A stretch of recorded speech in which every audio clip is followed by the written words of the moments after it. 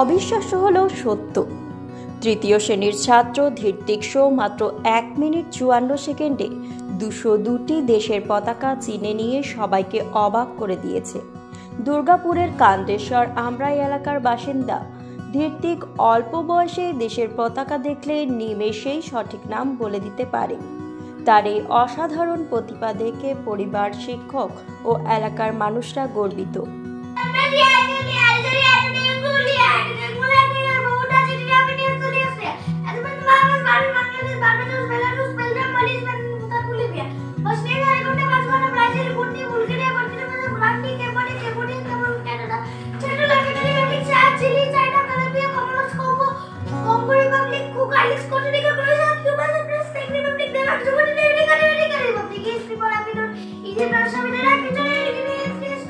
বর্তমানে দুর্গাপুরের হেমশিলা মডেল স্কুলের তৃতীয় শ্রেণীর ছাত্র ধৃতিক তার অসাধারণ স্মৃতিশক্তি ও প্রতিভার জন্য স্কুলেও সবার নজর কেড়েছে। তার এই দক্ষতায় স্কুলের প্রিন্সিপাল, শিক্ষকরা অত্যন্তই খুশি। ধৃতিকের স্বপ্ন ভবিষ্যতে বিজ্ঞানী হওয়া ও বিভিন্ন বিষয়ে গবেষণা করা।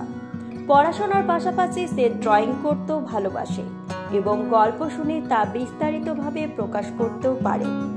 না, তুমি এই যে এতগুলো দেশের নাম তুমি মনে করতে পেরেছো, তোমার এটা কিভাবে শিখলে? মায়ের ফোনে সব দেখেছি, তারপর মা এই চার্টটা এনে দিল, তারপর এই চার্টে প্র্যাকটিস করতে করতে শিখে গেছি। আচ্ছা, কতগুলো দেশের নাম বলতে পারো তুমি?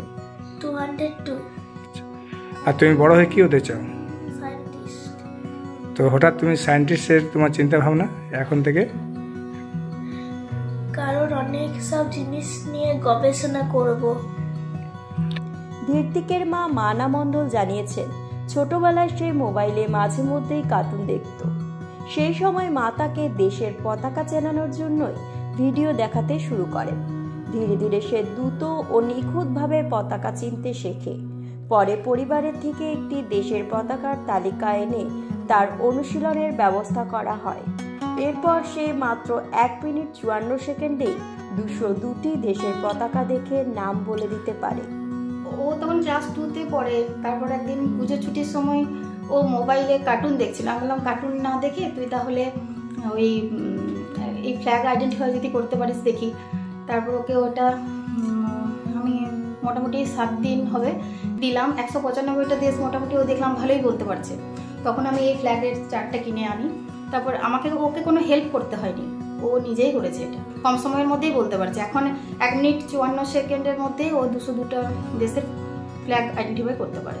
হ্যাঁ, ওর ভীষণ সব কিছু নিয়ে কিউরিয়াসিটি, ওই মহাকাশ নিয়ে আরও কিছু নিয়ে সব কিছুতেই দেখেছি আমি কৌতূহলটা একটু বেশি। আর হ্যাঁ, অরুণাব স্যারকে অনেক ধন্যবাদ। উনি আমার ছেলের এই প্রতিভা দেখে উনি প্রথম আমাকে বলেন এবং সংবাদ মাধ্যমে আসার একটা সুযোগ করে দেন।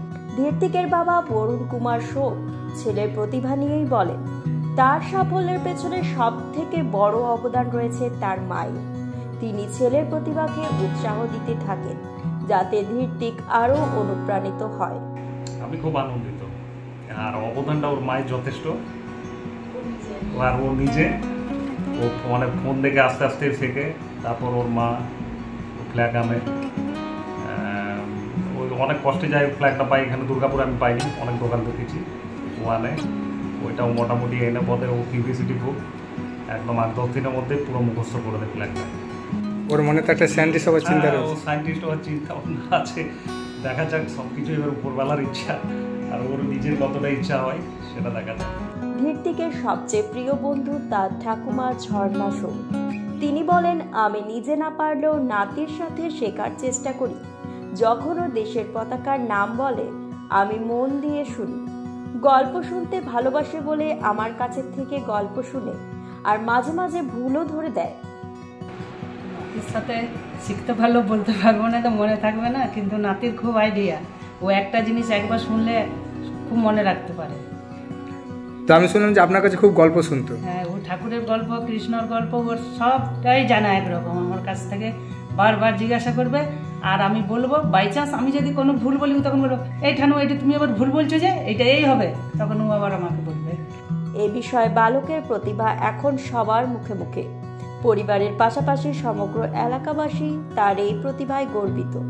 ঋত্বিকের লক্ষ্য ভবিষ্যতে বড় নিজের স্বপ্ন পূরণ করার। তার এই প্রতিভার বিকাশ যেন থেমে না থাকে, তাই পরিবার ও শিক্ষকরাও তাকে উৎসাহ দিয়ে চলেছেন।